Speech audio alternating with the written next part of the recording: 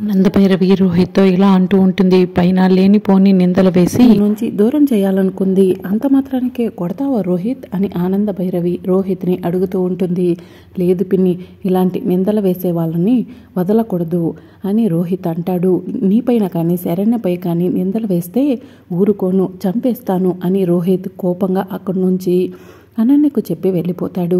ఇక ఆనందభైరవి అనన్య దగ్గరికి వెళ్ళి అనన్య చెంపపై లాగిపెట్టి ఒక్కటే ఓబోతూ సడన్గా ఆగిపోతుంది. ఇక అనన్య మాత్రం కళ్ళు మూసుకుంటుంది. ఆనందభైరవి ఎక్కడ కొడుతుందో అని. కాసేపటికి ఆనందభైరవి అనన్య చెంపపై చేయి పెట్టి, ఏంటి అనన్య, గట్టిగా దెబ్బ తగిలిందా? చెంప వాసినట్టుంది. ఒక చెంప దెబ్బతోనే వాడి కోపం ఆగిపోయింది, లేకపోతే ఆ రెండో చెంప కూడా వాసిపోయేది అని ఆనందభైరవి అనన్యకు వార్నింగ్ ఇచ్చి వెళ్ళిపోబోతూ సడన్గా చిటికి వేసి అక్కడే ఆగి, ఇన్ని రోజులు ఆనందభైరవి కోడల కంట వెంట నీళ్లు వచ్చేలా చేశావు. ఆ కంట వెంట ఒక్కొక్క బొట్టికి నువ్వు సమాధానం చెప్పాల్సి ఉంటుంది అనన్య. రాసి పెట్టుకో, ఆనందభైరవి కుటుంబం జోలికి వచ్చావు కదా, ఉంటుంది ఇక మీదట నీకు అని చెప్పి ఆనందభైరవి అనన్యకు వార్నింగ్ ఇచ్చి అక్కడి నుంచి వెళ్ళిపోతుంది. ఇక ఆనందభైరవి రూమ్లో నుంచి వెళ్తూ ఉంటే కాంచన రూమ్లోకి వస్తుంది. ఏందమ్మి మీ అత్తేందో అంటుంది అని చెప్పి కాంచన అడుగుతూ ఉంటుంది. అవును, చంపేంటి, లోపలికి పోయింది, ఎర్రగా ఉంది అని కాంచన అడుగుతూ ఉంటుంది. ప్లాను ఫ్లాప్ అయింది అని అనన్య చెప్తుంది. నువ్వు వేసిన ఏ ప్లాన్ హిట్ అయింది కనకమ్మి అని చెప్పి కాంచన అంటుంది. అసలే ఇరిటేషన్లో ఉన్నాను, అర్పించుకో, ఇక్కడి నుంచి వెళ్ళు అని చెప్పి అనన్య కాంచన అరుస్తుంది. అది కాదమ్మి అని చెప్పి కాంచన అంటూ ఉంటే, వెళ్తావా లేదా అని అనన్య అనటంతో కాంచన ఏం మాట్లాడుకుంటా అక్కడి నుంచి వెళ్ళిపోతుంది. ఓరి దేవుడు, ఇలా ఇరుక్కుపోయానేంటి, అక్కడ సమీర చూస్తే పోలీస్ స్టేషన్లో ఉంది, సమీర పేరు చెప్పేస్తే అప్పుడు పరిస్థితి ఏంటి అని అనన్య టెన్షన్ పడుతూ ఉంటుంది. ఇక మరోవైపు ఆనందభైరవి ఫోన్ రింగ్ అవుతూ ఉంటుంది. ఆనందభైరవి శరణ్య ఫోన్ చేస్తుందని చెప్పి మనసులో అనుకుని ఫోన్ లిఫ్ట్ చేసి, శరణ్య ఎక్కడున్నావమ్మా అని చెప్పి అడుగుతూ ఉంటుంది. ఇంటి బయటే ఉన్నాను అత్తయ్య గారు అని చెప్పి శరణ్య చెప్తూ ఉంటుంది. లోపలికి రానా అత్తయ్య గారు అని శరణ్య అడుగుతూ ఉంటుంది. ఇప్పుడు కాదమ్మా, ఒక 2 నిమిషాలు వెయిట్ చేయి, వెళ్ళి మెయిన్ స్విచ్ ఆఫ్ చేస్తాను, లైట్స్ అన్నీ ఆఫ్ అయిన తర్వాత నువ్వు ఇంట్లోకి వద్దు కానీ అందరూ కూడా ఇంట్లో ఉన్నారమ్మా అని చెప్పి ఆనందభైరవి చెప్తూ ఉంటుంది. సరే అత్తయ్య గారు అని చెప్పి శరణ్య చెప్తుంది. ఇక అందరూ కూడా హాల్లో ఉంటారు. ఆనందభైరవి ఎవరూ చూడకుండా మెయిన్ దగ్గరికి వెళ్ళి మెయిన్ స్విచ్ ఆఫ్ చేస్తుంది. రోహిత్, ఇదేంటి సమయంలో పవర్ ఆఫ్ అయింది, ఎప్పుడు ఇలా జరగలేదే అని లీలావతి రోహిత్ని అడుగుతూ ఉంటుంది. అదే కూడా అర్థం కావట్లేదమ్మా అని చెప్పి రోహిత్ అంటాడు. ఫీజులు ఏమైనా కొట్టేసాయో లేకపోతే అందరికీ పవర్ ఆఫ్ అయిందో బయటికి వెళ్ళి చూద్దాం పదండి అని చెప్పి రాజేశ్వరరావు అంటూ ఉంటాడు. ఇక కుటుంబ సభ్యులంతా కూడా హాల్లో నుంచి బయటకు వస్తూ ఉంటారు. మరోవైపు శరణ్య ఎవరూ చూడకుండా వెనక డోర్ నుంచి ఆనందభైరవి ఇంట్లో ఉన్న పైన రూమ్లోకి వెళ్ళి చాటుగా దాక్కుంటుంది. ఇక రోహిత్ ఫీజులు కొట్టేసేయేమోనని చెక్ చేయడానికి వెళ్తాడు. ఇక అప్పుడే రాజేశ్వరరావు అటు ఇటు చూసి, అందరికీ కరెంట్ ఉంది, ఫీజే కొట్టేసినట్టుంది, రోహిత్ సరిగ్గా చూడు అని చెప్పి రాజేశ్వరరావు చెప్తూ ఉంటాడు. ఇక రోహిత్ ఫీజుల దగ్గరికి వెళ్ళేసరికి అక్కడ ఆనందభైరవి ఉంటుంది.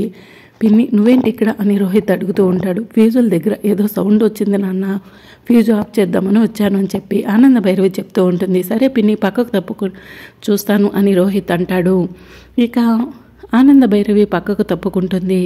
రోహిత్ ఫీజు ఆన్ చేస్తాడు. లైట్స్ అన్నీ కూడా ఆన్ అవుతాయి. పిన్ని, ఎలాంటి సౌండ్ రాలేదు అని రోహిత్ అంటాడు. సరే నాన్న, లోపలికి వెళ్దాం పదా అని చెప్పి ఆనందభైరవి అంటుంది. ఇక శరణ్య లోపలికి వెళ్ళి చాటుగా దాక్కుంటుంది. ఆనందభైరవి రోహిత్ ఇద్దరు కూడా కలిసి రావడం కుటుంబ సభ్యులు గమనిస్తారు. నాన్న, రోహిత్ ఏమైంది అని చెప్పి ఆనందభైరవి అడుగుతూ ఉంటుంది. అమ్మ, అది ఫ్యూజ్ దగ్గర ఏదో సౌండ్ వచ్చిందని చెప్పి పిన్ని ఫ్యూజ్ ఆఫ్ చేసిందంట అని చెప్పి రోహిత్ చెప్తూ ఉంటాడు. సరే నాన్న అని చెప్పి లీలావతి అంటుంది. ఇక ఆనందభైరవి శరణ్య రూమ్లోకి వెళ్తుంది. శరణ్య ఆనందభైరవిని చూసి హగ్ చేసుకుని ఏడుస్తూ ఉంటుంది. పిచ్చి పిల్ల, ఎందుకమ్మా ఏడుస్తున్నావు?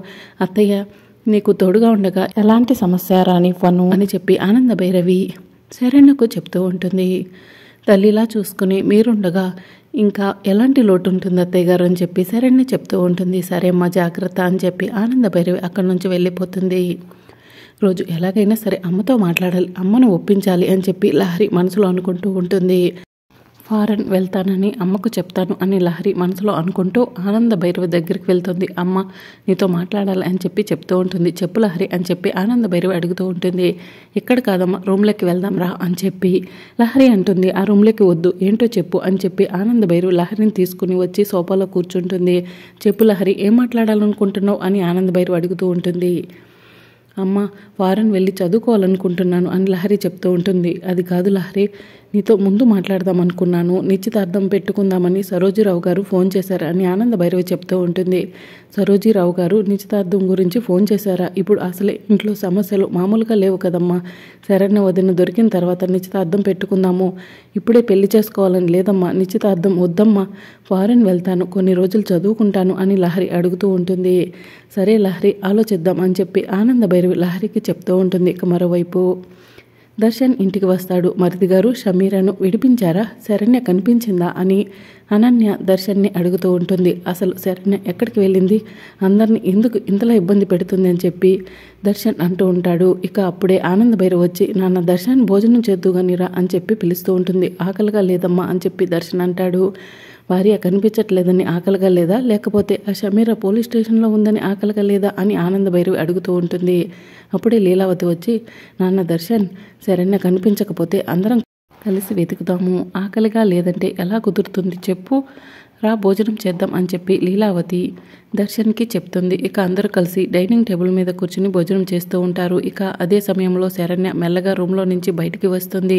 దర్శన్ని చూస్తూ దర్శన్ గారిని బాగా ఇబ్బంది పెట్టేస్తున్నాను అని చెప్పి మనసులో అనుకుంటూ ఉంటుంది. అత్తయ్య గారు చెప్పిన విధంగా కొన్ని రోజులు ఎవరికీ కనిపించకుండా లోపలే ఉండాలి అని చెప్పి శరణ్య మనసులో అనుకుంటూ ఉంటుంది. ఇక అప్పుడే దర్శన్ అటు ఇటు చూస్తూ శరణ్యను చూసేస్తాడు. శరణ్య ఇంట్లోనే ఉందేంటి, శరణ్య ఇంట్లో ఉండే ఇంత నాటకం ఆడుతుందా అని చెప్పి దర్శన్ మనసులో అనుకుని తింటున్న కంచంలోని చేతిని కడిగేసుకుని పరిగెత్తుకుంటూ శరణ్య ఉన్న రూమ్ దగ్గరికి వెళ్ళి రూమ్ అంతా కూడా వెతుకుతూ ఉంటాడు. నానా దర్శన్ అని ఆనంద పిలుస్తూ ఉంటుంది.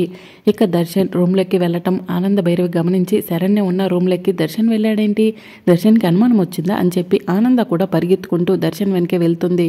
ఇక కుటుంబ సభ్యులంతా కూడా దర్శన్ వెనకే వెళ్తారు. నానా దర్శన్ ఏంటి మధ్యలోనే లేచి వచ్చావు అని చెప్పి ఆనంద భైరవి అడుగుతూ ఉంటుంది. అమ్మ శరణ్య ఇక్కడే కనిపించింది, శరణ్య ఉందని చెప్పి వచ్చాను అని దర్శన్ చెప్తూ ఉంటాడు.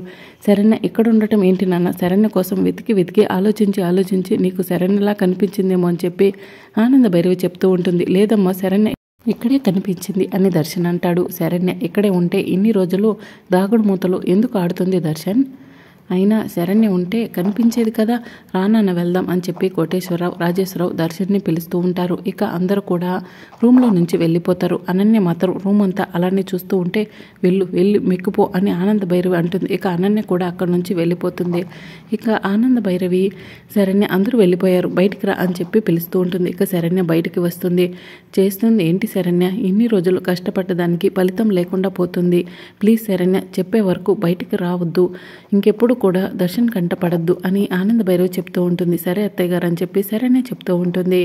ఇంకా ఆనంద భైరవి రూమ్లో నుంచి బయటకు వస్తుంది. ఇక మరోవైపు అనన్య కాంచనతో, ఆనంద భైరవి అత్తయ్య ఫోన్ కొట్టేయాలి అని చెప్పి చెప్తూ ఉంటుంది. ఏందమ్మి పులి నోట్లో తల పెడతా అంటున్నావు అని చెప్పి కాంచన అంటుంది. నువ్వు సపోర్ట్ చేయమ్మా అని చెప్పి అనన్య చెప్తూ ఉంటుంది. అమ్మి ఫోన్ కొట్టేయడానికి రానమ్మి అని చెప్పి కాంచన అంటుంది. అరవకుండా రా అని చెప్పి అనన్య, కాంచన ఇద్దరు కూడా ముసుగు కప్పుకుని ఆనంద భైరవి రూమ్లోకి వెళ్తూ ఉంటారు. మరి అప్కమింగ్ ఎపిసోడ్లో ఏం జరగబోతుందో తెలుసుకోవాలనుకుంటున్నారు అయితే ఛానల్ని సబ్స్క్రైబ్ చేసుకోండి.